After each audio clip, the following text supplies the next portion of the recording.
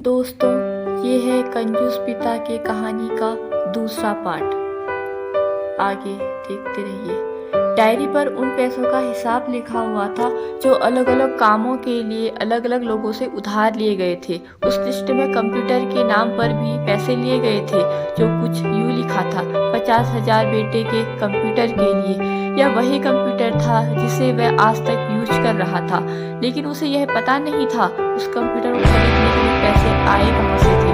लेकिन आज पता चल रहा था। उसे आज भी याद है जब उसने पहली बार कैमरे के लिए चिप की थी, जो राज के पापा ने उसे 2 हफ्ते बाद राज के बर्थडे पर लाकर दिया था। उसे देखकर वह बहुत खुश हुआ था, और उससे खुश देखकर उसे कहीं ज्यादा कोई खुश था तो वह थे पापा। अब राज के चेहरे से गुस्सा एकदम गायब हो चुका था। जब राज ने आगे का पन्ना पलटा तो वहाँ पर कुछ विशेष लिखी हुई थी। पहली जो विश थी उसमें लिखा हुआ था, अच्छे जूते पहनना। यह बात उसके कुछ समझ नहीं आई। तभी राज का पाँव अचानक सड़क पर भरे हुए पानी पर जा पड़ा, और तभी उसके पाँव में गीलेपन का एहसास हुआ। जब राज ने जूता उतार कर देखा तो उसका तला टूटा हुआ था। यह देखकर राज को डायरी में लिखी बात याद आ गई। तभी उसे माँ बाबा की कही बातें भी याद आ रही थी कि कैसे माँ जब कहा करती थी पापा से, अब तो जूते पुराने हो गए हैं, नए ले लीजिए ना। तो पापा अक्सर यह कहकर टाल दिया करते थे, जूते अभी और चलेंगे। अब पता चल रहा था अभी कुछ दिन और चलेंगे। अभी कुछ दिन पहले तो ये थे, लेकिन आज समझ आ रहा था कि दिन और चलेंगे। साथ ही ये भी समझ आ रहा था कि पापा उस डायरी को पढ़ते हुए बस स्टैंड पर पड़ी बेंच पर आकर बैठ गया। अब उस डायरी का आखिरी पन्ना बचा हुआ था। उस पन्ने को जब पलट कर देखा तो वहाँ कल की डेट लिखी हुई थी।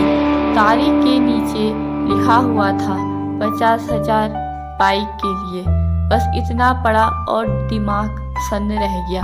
अब राज के मन में कोई गिला शिकवा नहीं बचा था, बस उसकी आंखों से आंसू चले आ रहे थे। उसे आज तक नहीं पता वो क्यों रोए जा रहा था। अब वो जल्दी से घर की तरफ भागा, लेकिन जूतों की वह कील पाँव में अब तक घाव बनाने में कामयाब हो चुकी थी। उसके जूतों को रास्ते में ही निकालकर फेंक दिया, लेकिन पापा घर पर नहीं थे। वह समझ गया पापा कहाँ थे। वह सीधा पास वाली बाइक एजेंसी की तरफ भागा। पता नहीं आज कहाँ से इतनी ताकत आ गई थी कि वह भागते हुए थक ही नहीं रहा था, और वह भी बिना जूतों के नंगे पैर। जैसे तैसे वह बाइक एजेंसी पर पहुंचा। पापा वहीं थे। उसने पापा को दौड़कर गले लगा लिया, और उसकी आंखों से आंसू रुकने का नाम ही नहीं ले रहे थे। पापा को समझ ही नहीं पा रहे थे आखिर हो क्या रहा है, राज रो क्यों रहा है। उसने पापा से कहा, पापा मुझे मोटरसाइकिल नहीं चाहिए, आप अपने लिए जूते ले लीजिए। अब आज से मैं जो भी करूँगा अपनी मेहनत से अपने बलबूते पर पढ़कर करूँगा। राज को गला लगा दे, और उसकी बातें सुनकर पापा की आंखें नम हो चुकी थी।